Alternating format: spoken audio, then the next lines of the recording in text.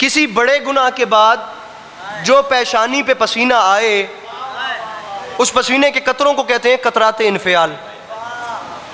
ये लफ्ज़ तारीख़ में कितनी बार आया मुझे नहीं पता, मैंने 3 बार सुना। एक बार अली के सामने, एक बार अल्लामा इकबाल ने इस्तेमाल किया, मोती समझ के शान करीमी ने चुन लिए कतरे जो थे मेरे अरक़े इन्फियाल के।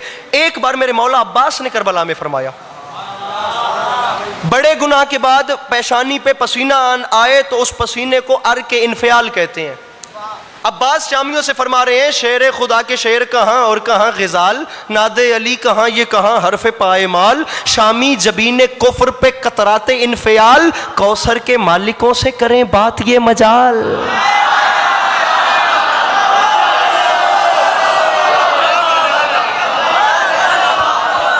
शामी जबीने कुफ्र पे, हज़रत अली अब्बास शेर मुकम्मल कर रहे हैं। कोई रई बराबर भी अपने अंदर नीयत ये नहीं है कि कराची आना है और दाद लिए बगैर जाना है, वो टारगेट ही खत्म। लेकिन ये मिसरा मेरे कद से बड़ा है, कौसर के मालिकों से करें बात ये मजाल। शामियों तुम्हें शर्म नहीं आती, क्या भूल हो गई है ये समझोगे देर से, अरे जंगल में लड़ने आए हो तुम वो भी शेर से। आहा आहा आहा, अल्लाह इन हाथों को सलामत रखे। क्या जागता हुआ मजमा मेरे सामने बैठा, जंगल में लड़ने आए हो तुम वो भी शेर से। बड़े मौला की कसम मैं खुद लुत्फ लेके पढ़ रहा हूँ। मैं लुत्फ लेके ना पढ़ रहा होता तो पता नहीं मैं कितना जोर लगा रहा होता। जाकिरी नहीं कर रहा, मौला की कसम अपने मजे में पढ़ रहा हूँ। अली के सामने अली का मोमिन आया, अली ने कतरात इन्फियाल देखी, फरमाया क्यों आया है? अब मोमिन अली से कह रहा है, मौला मैं फुला गुनाह कर बैठा हूं। आप उसका कॉन्फिडेंस देखें भाईजान, आपने अभी तक हाथ खोल के मुझे दाद नहीं दी और वो अली के सामने बोल उठा, मौला मुझसे फला गुनाह सर जद हो गया है। अली ने फरमाया अगर हो गया है तो मुझे क्यों बताता है? जवान भाइयों, दाद न देना, मुस्कुरा देना।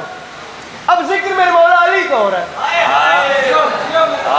बंदा ये ना कहे कि उस दिन मजमून इतना लेकर गया, वादा कर गया और अगली मजलिस में मुकम्मल भी नहीं कर सका, तो बस ये बात सुनी और मैं गया, ताकि मजमून तरतीब अपनी मुकम्मल हो जाए। सोशल मीडिया का दौर है, हर बंदा सुन सकता है। मुस्कुराहट मुझे चाहिए। अली ने कहा गुनाह तूने किया मुझे क्यों बताता है, था गुनाहगार। अंकल जी जुमला समझिएगा, अली के सामने हाथ बांध के कहता है मौला आपको इसलिए बताता हूं क्योंकि कयामत के दिन भी तो सजा आपने देनी है। पीछे से हाथ अभी नहीं उठे, अगर वहां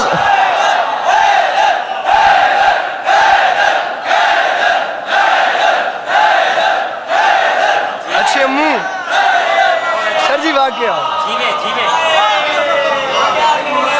मौला कयामत के दिन भी तो सजा आपने देनी है। मौला वहाँ तो नस्ल आदम पूरी खुदाई इकट्ठी होगी, अच्छी भली बेइज्जती वाला बात बन जाएगी। आपकी एक मजलिस भी मैं यहाँ पढ़ गया हूँ, ठीक है। मौला आपकी भी तौफीकात खैर में इजाफा फरमाए। मौला जो करना है अभी करें और मामला ख़त्म करें। अली ने फरमाया जो तूने गुनाह किया है ना, इसकी सज़ा मौत है। तरीके हैं 3, जो तू चाहे वो कर लेते हैं। मौला बताइए क्या क्या तरीका है? फरमाया पहला ये तुझे तलवार से कत्ल करूं, दूसरा ये तुझ पे दीवार गिराऊं। मौला की कसम बड़ा लुत्फ लेके पढ़ रहा हूं। बाखुदा ये जुमला कहने वाला अरसलान भाई कोई और होता और अली अब्बास सामने बैठ के सुनने वाला होता तो फिर मैं बताता दुनिया को कि कितनी दाद देनी चाहिए।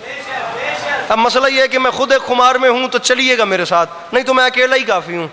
या तलवार से कत्ल करूं या दीवार गिराऊं या तुझे आग लगाऊं, था गुनाहगार उसका यकीन देखिएगा। अली के सामने हाथ मान के कहता है मौला जो दिल है, भले तलवार गिराएं, मतलब भले दीवार गिराएं, मौला भले मुझे आग लगाएं, मौला इज्जत का वास्ता तलवार नहीं चलानी। अली ने कहा क्यों? उसने कहा हूं गुनाहगार लेकिन यकीन है जिस पे तेरी तलवार चल जाए उस पे जन्नत हराम हो जाती। अल्लाह अकबर। वो हाथ सलामत रहे जो आखिर से बुलंद हो रहे हैं, ये जवानियां सलामत रहे।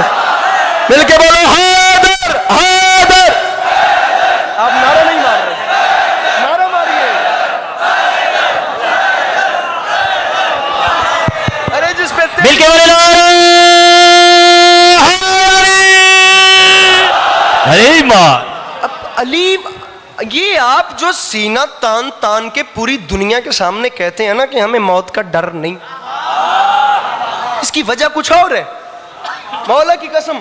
वरना यहाँ फलसफा मौत पे मजलिस रखे मैं पढ़ने के लिए तैयार हूँ, और उस मजलिस के बाद को बंदा ये गिला ना करे कि अली अब्बास अस्करी को तुमने दाद क्यों नहीं ली।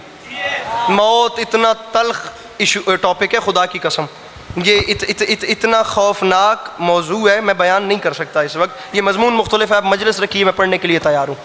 लेकिन ये जो हम कहते हैं ना कि हमें मौत का डर नहीं, इसकी वजह कुछ और है। मेरे मौला कायनात जो थे वो एक बार एक बस्ती से गुजर रहे थे अपने असहाब के साथ, और मौत पे गुफ्तगू हो रही थी, और चलते चलते अली अलैहिस्सलातु वस्सलाम ने ना एक कब्र पे ठोकर मारी, कब्र फटी, मुर्दा बाहर आ गया। अब मुर्दा बाहर आया तो अली अलैहिस्सलाम ने उससे सवाल किया कब मरा था। उसने कहा सरकार मूसा नबी से भी 800 साल पहले।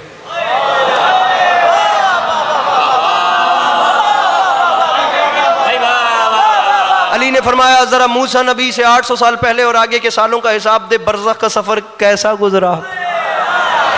उसने कहा सरकार क्या बताऊं मैं आपको, बाकी तो बाकी रहा, जो मलकुल मौत ने मुझे पहला झटका दिया था ना, इतने 1000 साल गुजर गए, आज तक उस पहले झटके की कड़वाहट मेरे हलक में अटकी हुई है। पता चल गया मौत क्या है। वहीं खड़े खड़े अली ने अपने गुलाम कंबर से कहा कंबर बताना मौत तुम्हारे लिए क्या है। कंबर ने सीने पे हाथ मार के कहा मौला अगर आपके इश्क में मरूं तो मेरे लिए मौत जन्नत के फल से भी मीठी है।